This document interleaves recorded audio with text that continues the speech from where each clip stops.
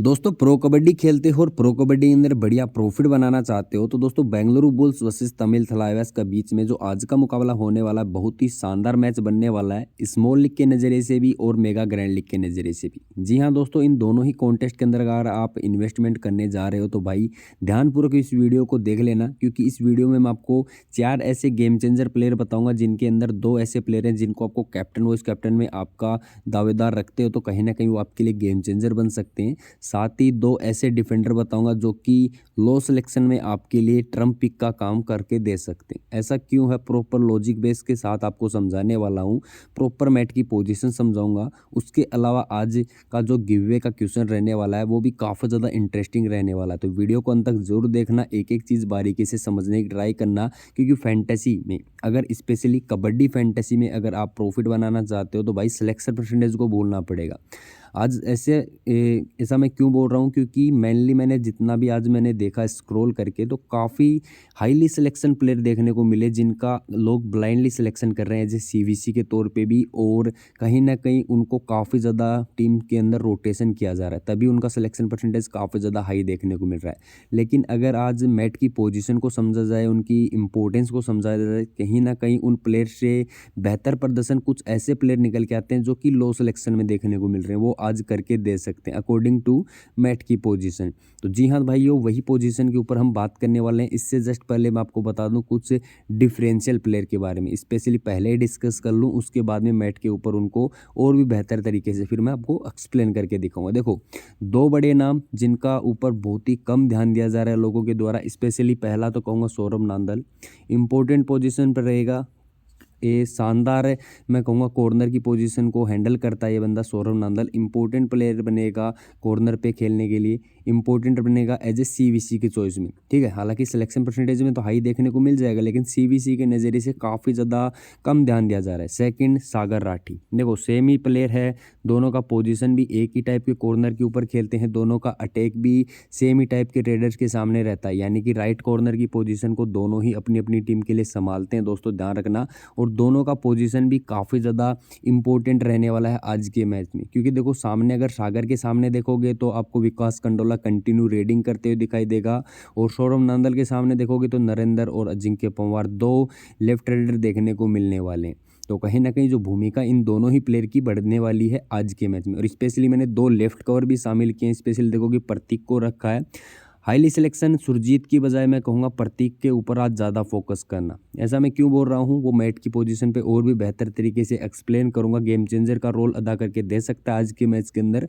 वहीं मोहित, एक और मोहित आपको देखने को मिलेगा जो कि लेफ्ट कवर की पोजीशन पे खेलेगा तमिल थलाइवास की तरफ से, कहीं ना कहीं आज के मैच में ये भी गेम चेंजर का रोल प्ले करके दे सकता है। ऐसा मैं क्यों बोल रहा हूँ, मैट की पोजीशन के ऊपर आपको सारी डिटेल में भी बातें समझाने वाला हूँ, तो वीडियो को अंत तक जरूर देखना भाइयों, बीच में स्किप मत करना, क्योंकि कबड्डी के अंदर एक एक पॉइंट आपके लिए वैल्यूबल बनने वाला। देखो अभी अब मैट की पोजीशन को समझे तो देखो बुल्स की तरफ से रेडर्स की बात करूं तो देखो विकास कंडोला आपको लेफ्ट साइड से रेडिंग करता हुआ नजर आएगा, प्रॉपर लेफ्ट साइड से रेडिंग करता है विकास की, मैंने आपको स्किल काफ़ी बार बताया भी है, एक बार मैं फिर बता देता हूँ। देखो विकास का एक स्किल है, देखो बोनस की कम ट्राई करता है, पहला तो मैं आपको ये बता दूँ, यानी कि सागर के पास में कम ट्राई करेगा, किसके लिए, बोनस के लिए। ये मैक्सिमम क्या ट्राई करता है, रनिंग बोनस लगाने की ट्राई करता है, यानी कि सबसे पहले स्टार्ट करेगा सागर की साइड से, फिर अटैक करता जाएगा। मोहित अगर आगे दिखेगा तो इस पर हाथ मार देगा, अदरवाइज अभिषेक आगे दिखेगा तो अभिषेक के ऊपर हाथ मार देगा, फिर मोहित की तरफ अटैक करता हो जाएगा। मोहित अपने आप को जल्दी पीछे कर लेंगे तो बच जाएंगे, अदरवाइज फिर यहाँ पर बोनस लगाने की ट्राई करेगा, या फिर साहिल गुलिया के जस्ट नीचे बोनस लगाने की ट्राई करेगा। इस तरह से रनिंग चैन लेके जो डिफेंडर्स आते हैं उनके ऊपर अटैक करेगा, साथ ही जो चैन लेके आता है साहिल गुलिया सामने से कॉर्नर वाला, उसके ऊपर अटैक करता हुआ बोनस के लिए जाएगा, या फिर जो डिफेंडर है आगे मिल जाएगा तो उस पर रनिंग हैंड टच मारने की ट्राई करेगा। ये स्पेशली स्किल आपको देखने को मिलेगा विकास कंडोला की तरफ से। तो स्पेशली देखो इस स्किल के बेस पे अगर मैं बात करूं तो यहाँ पर मोहित का जिम्मेदारी थोड़ी सी बढ़ती है, क्योंकि मोहित ब्लॉक अच्छा लेते हैं, स्पेशली डबल थाई के लिए काफ़ी ज़्यादा जाते हुए नज़र आ रहे हैं। आपने देखा होगा रिसेंट के मैचेस में, तो कहीं ना कहीं विकास को कहीं ना कहीं परेशान कर सकते हैं। अगर मोहित भी थोड़ा सा गलतियाँ ज़्यादा करते हैं तो भाई यहाँ से साहिल गुलिया की भूमिका भी फिर बढ़ती है। कहीं ना कहीं साहिल गुलिया फिर क्या है एडवांस खेलना पड़ेगा स्पेशली ब्लॉक के लिए, क्योंकि आपको पता है कंटिन्यू जो विकास कंडोला है वो रनिंग चैन लेके जाएंगे, बोनस की ट्राई यहाँ पर करेंगे, या तो एंकल के लिए रेडी रहना पड़ेगा किसी साहिल गुलिया को, यानी कि अपनी पोजीशन पे एंकल होल्ड करने के लिए रेडी रहना पड़ेगा, या फिर डबल थाई होल्ड के लिए जाना ही पड़ेगा। क्योंकि देखो रनिंग हैंड टच करने की जो रेडर ट्राई करता है तो एक तो वो मोशन में रहता है, यानी कि वो कंटिन्यू उसके पास में मोमेंटम रहता है, अगर वहाँ पर डिफेंडर गलती करता है तो वो ईजिली उसे बीट करके लाइन को क्रॉस कर सकता है, ठीक है, मोमेंटम के साथ में रहता है। तो विकास कंडोला इसी मोमेंटम का फ़ायदा उठा रहे, कंटिन्यू देखोगे रिसेंट के मैचेस में तो वहाँ पर काफ़ी बार फ़ायदा उठाया, लेकिन जब जब विकास कंडोला के सामने एक परफेक्ट ब्लॉक आया, स्पेशली देखो कवर वाला प्लेयर जहाँ पर मजबूत दिखाई देता है, या फिर सामने से कॉर्नर का जो प्लेयर रहता है ना वो मजबूत दिखाई देता है, तो कहीं ना कहीं विकास को फिर परेशानियों का सामना करना पड़ता है।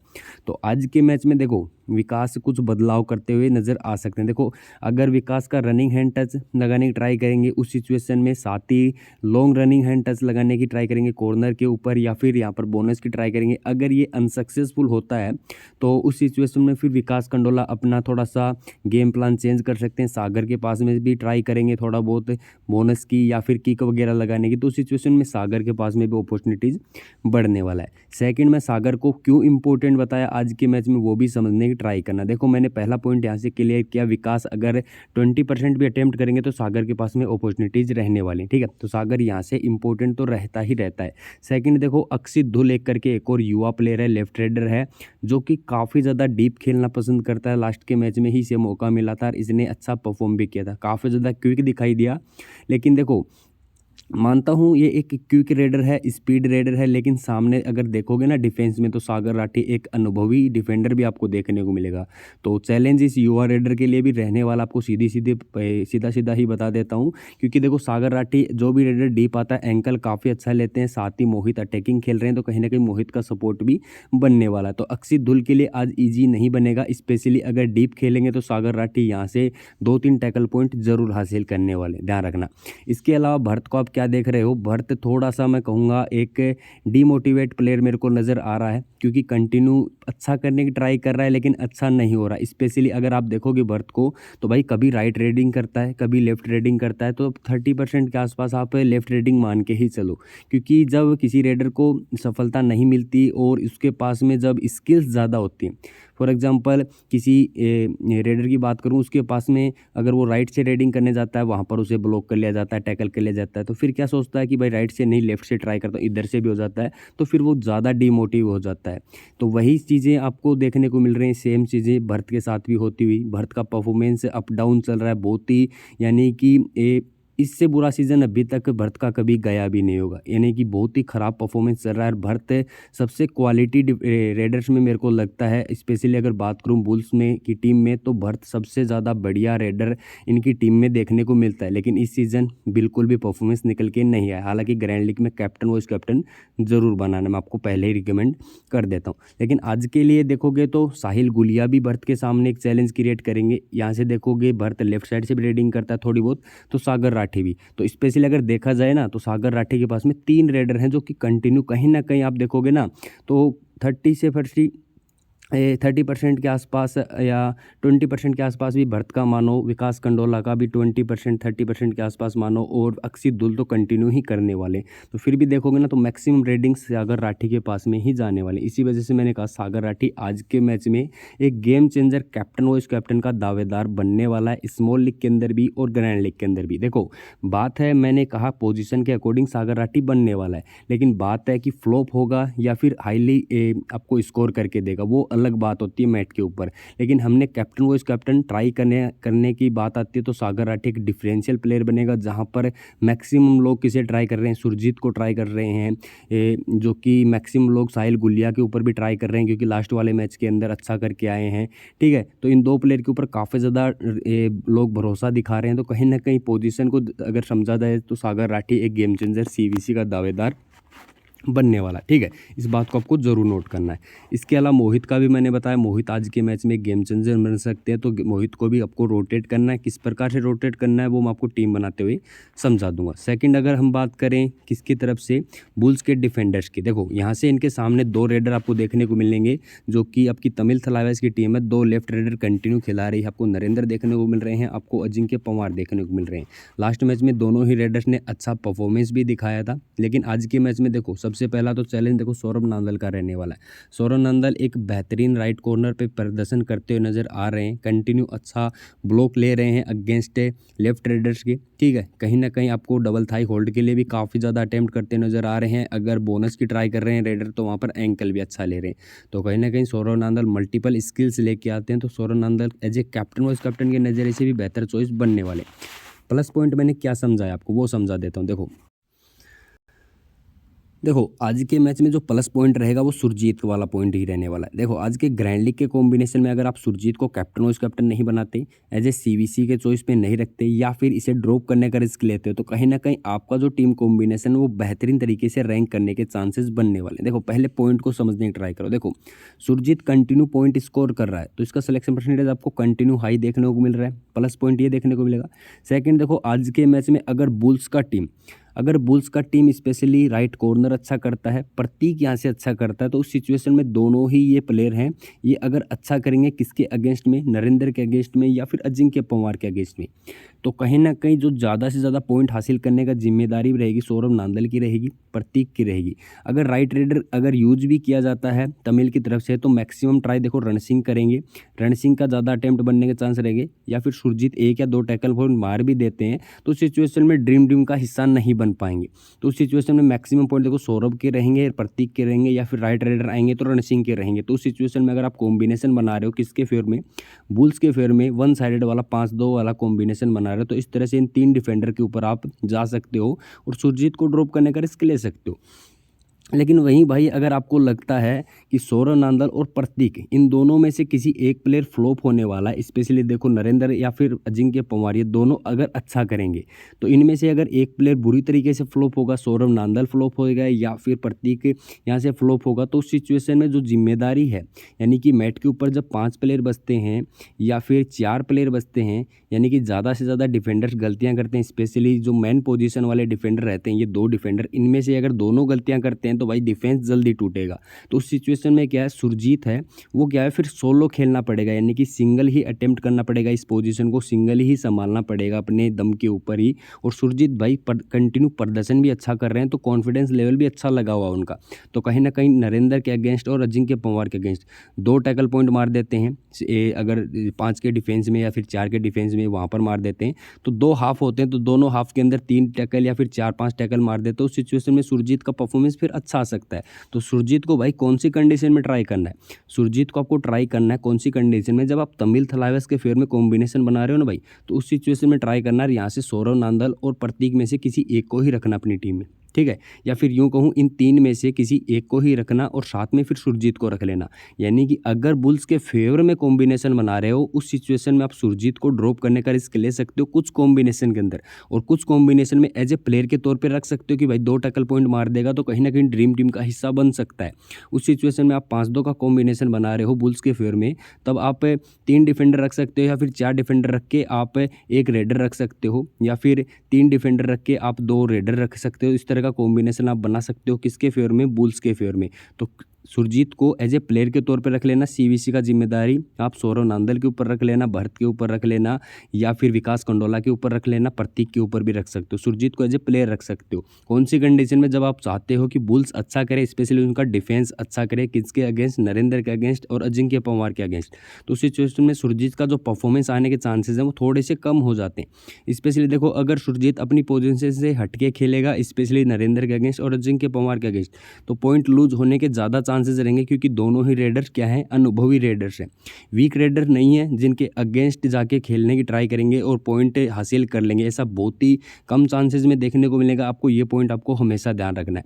अगर आप तमिल के फेवर में कॉम्बिनेशन बना रहे हो, तो उस सिचुएशन में देखो अगर नरेंद्र अच्छा करेंगे, अजिंक्य पवार अच्छा करेंगे, तो भाई जब डिफेंस 4 का 5 का बचेगा, उस सिचुएशन में सुरजीत के पास में अच्छा ऑप्शन रहेगा पॉइंट हासिल करने का, तभी आपको सुरजीत को अपनी टीम में ट्राई करना है। साथ ही सीवीसी भी बना सकते हो कि किस तरह से कि भाई साइड के जो प्लेयर थे, सौरव नांदल नहीं चले, प्रतीक नहीं चले, रण सिंह भी 50-50 परफॉर्मेंस रहा या फिर सौरव नांदल का 50-50 परफॉर्मेंस रहा।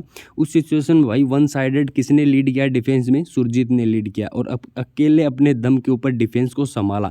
ऐसी परिस्थिति में फिर सुरजीत अच्छे खासे पॉइंट हासिल करके दे सकता है। As a captain vice captain की चॉइस में आप ट्राई कर सकते हो, लेकिन ये अपॉर्चुनिटीज़ बहुत ही रेयर बनती है, लेकिन इस टाइप का कॉम्बिनेशन भी आप बना सकते हो। सबसे बड़ा पॉइंट था दोस्तों आज के मैच का, जो कि कहीं ना कहीं आपके फेवर में अगर चला, अगर हमारा लक हुआ और ये वाला कॉम्बिनेशन हमारे लिए वर्क किया, सुरजीत फ्लॉप होने वाला या फिर सुरजीत का एवरेजन परफॉर्मेंस वाला, तो भाई हमारा कॉम्बिनेशन स्मॉल लीग में भी अच्छा चलेगा, ग्रैंड लीग में भी अच्छा चलेगा और कहीं ना कहीं हमको आज के मैच में ग्रैंड लीग लगने में भी सफलता दिला सकता है। ठीक है भाई।